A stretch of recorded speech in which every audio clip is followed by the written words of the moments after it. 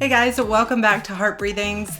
To be honest, I am not feeling great today. I am totally off my game and it's been hard to be productive. So what better time than to do a video about tips for how to write even when you don't feel like it.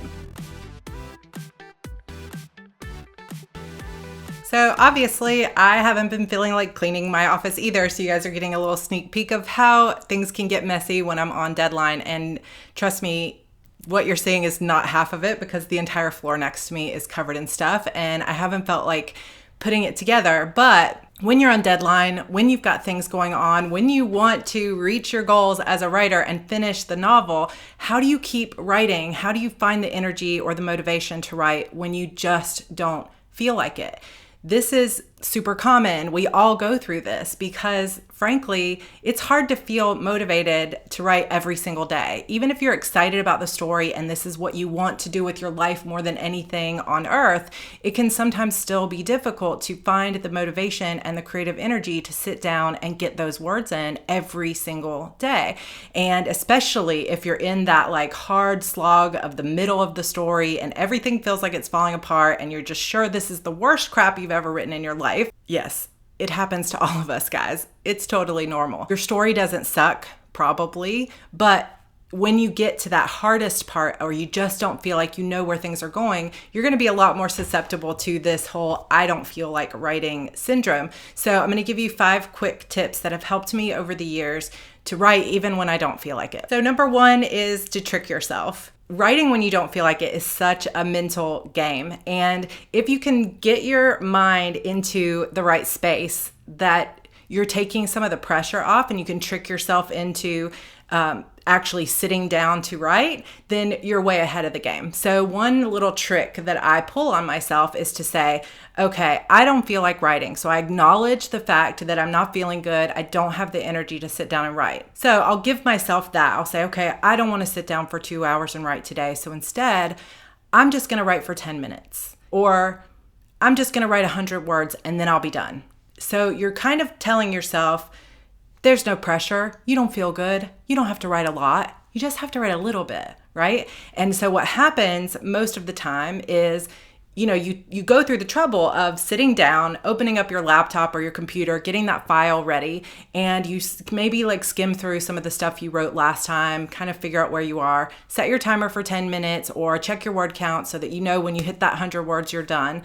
And you start writing. But at this point, the pressure and that feeling of that weight of I've got to sit down and write for 2 hours, or I've got to get 1,000 words, or whatever it is that you've been putting on yourself that you just don't feel like doing, that pressure's gone now because, hey, you've only got to write for 10 minutes. You sit down, you write, but now you have conquered the hardest part of it, which is actually sitting down and writing. And what you will find is that if you can get past that first 10 minutes or that first 100 words, a lot of times you can then begin to tell yourself again, like pull this little mind trick on yourself and say, okay, that wasn't so bad, right? I'm going to set the timer for another 10 minutes and see what happens. And if you just keep pushing yourself along instead of saying, oh God, I have to sit down for 2 hours, you can trick yourself into chaining together those 10 minutes or those 100 words to meet your 1,000-word goal. The actual act of getting started is the hardest part. So same thing with like getting to the gym to work out. You actually get up and go to the gym, you're more likely to work out. The hardest part is getting in the car and going to the gym, right? So this is what you need to do with your writing when you don't feel like it. Go through the hardest step, which is just sit down at the computer. Tell yourself, I don't even care if I delete all this. It can be the worst thing I've ever written, but I'm going to write for 10 minutes and then I'm done. Take the pressure off, trick yourself, and then keep writing. Tip number 2 is to bribe yourself. This is one that works really well for me because as you can tell, if you've been watching my videos, there are a lot of little things that I love. I love Hello Kitty. I love washi tape. I love colorful sticky notes and pins and things that frankly some of it you can get at the dollar store or for very inexpensive, but that excite me. So kind of find your own currency, so to speak. If I write this 100 words, I am going to reward myself with blank. And it could be, I get to binge watch Netflix for the next 4 hours. I just have to write this 1,000 words or whatever it is. Then I'm going to give myself permission to get back into bed and take a nap. I mean, it could be any of those kinds of things. But I find when I bribe myself with rewards that are things that I actually want, like, you know what? If I sit down and I get this 1,000 words, I'm going to go reward myself with that sticker pack that I saw at Tuesday morning for $5. But if you can figure out something that is a currency for you, that is a reward enough that it's going to get you excited to sit down, then reward yourself, bribe yourself. When you don't feel like writing, say, okay, today's the day. I've been wanting to listen to that podcast, or I've been wanting to go sit by the pool and read this book, but I haven't had time. I'm going to reward myself. All I have to do is sit down and write this 1,000 words, and then I get to spend the rest of the day at the pool with my book. Find what works for you and bribe yourself. Tip number 3 is to excite yourself. So what I mean by this is think ahead to a part of the story that you've been looking forward to writing. So you might be in that hard slog part of the story, but if you can even think of one scene, one little micro scene that you've been really looking forward to writing, this conversation, or this part where she chases the bad guy through the forest, or whatever it is, something that gets you excited to sit back down and write, then give yourself permission to be naughty and skip forward. You don't have to. There are no rules that say you have to write this entire story in order. If there's a part of a scene that you've been looking forward to writing, then give yourself permission. I'm going to skip over this crap I don't want to write that feels really hard right now because I'm sick, or I've got a headache, or I'm dealing with allergies.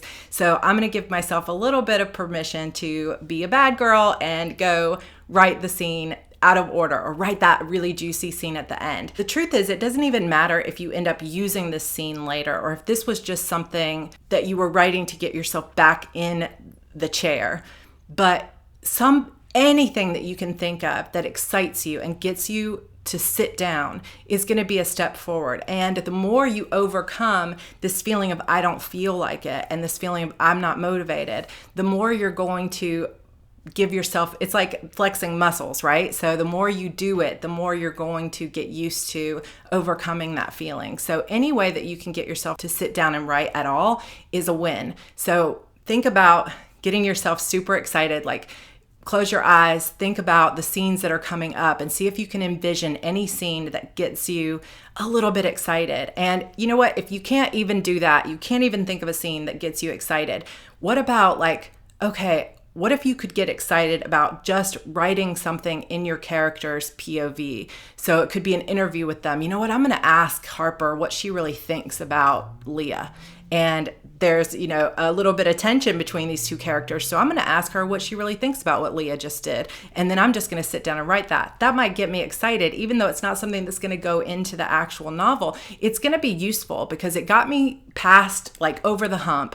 Because what I know to be true is that if I have a day where I don't feel like it, and then I let that carry on into tomorrow, and then tomorrow, before you know it, I've got 2 weeks of getting no words done. So just overcoming that feeling today is going to make you that much more likely to write tomorrow. Even if what you write today is not something that's going to stay in the novel, it's still character background. It's still exploring your story and the way your characters speak.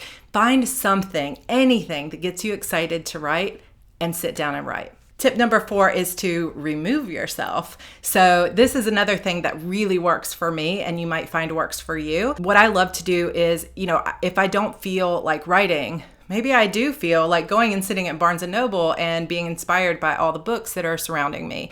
And so if I remove myself from my current location, sometimes I will find that my mood changes. So maybe I'm not feeling well, maybe I do have a headache, and it's not really the best day for me to be writing, but if I say, okay, I'm going to grab my laptop, put all my stuff together, get dressed, all this stuff, and I'm going to go out and write at Starbucks or at my local coffee shop, or I'm going to go to the library and write for a little bit. Once I'm in that setting and I've set up my laptop and everything else, I'm much more likely to write. And just like what I said with Trick Yourself, once you are out of the house, the hard part is already over. You're going to sit down at Barnes & Noble, and now you've driven 10 miles or whatever to get there. You're so much more likely to sit down and write. Of course, this one I understand is a challenge if you live in a town that is small or doesn't have a Barnes & Noble or a coffee shop or something like that you can go to. But I bet there is a library, a park, some other friend's house. Like maybe go to a friend's house that also writes and say, let's get together and let's go write.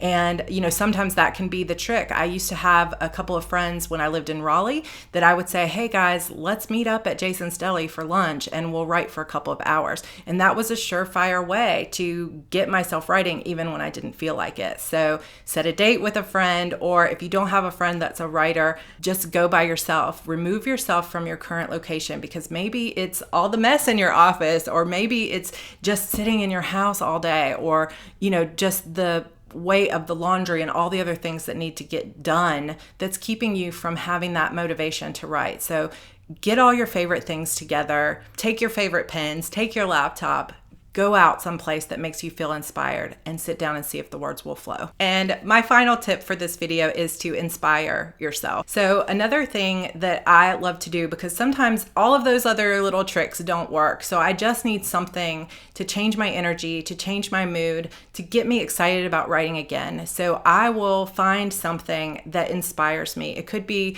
reading a couple chapters of this great book that I've been reading, which then makes me remember how much I love to tell stories and makes me excited to write. Even if it doesn't work for today, it might get me excited to write for tomorrow. A lot of times if I wake up and I'm not feeling well, I will head out to the beach, because that's a place that brings me inspiration. And if you don't live near the beach, what are some other locations near you that you could go to and draw inspiration from?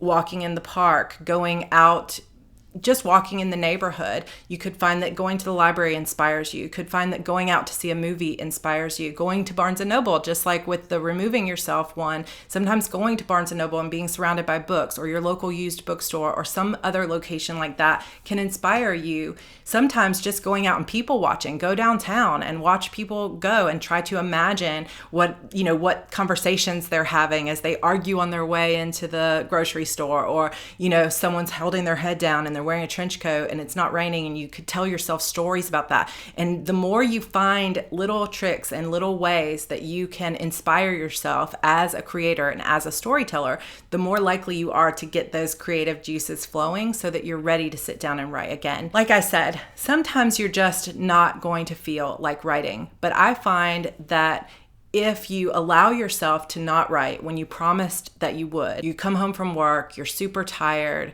you just don't feel like it. You had an argument with your boss, life happens. We all have hard times.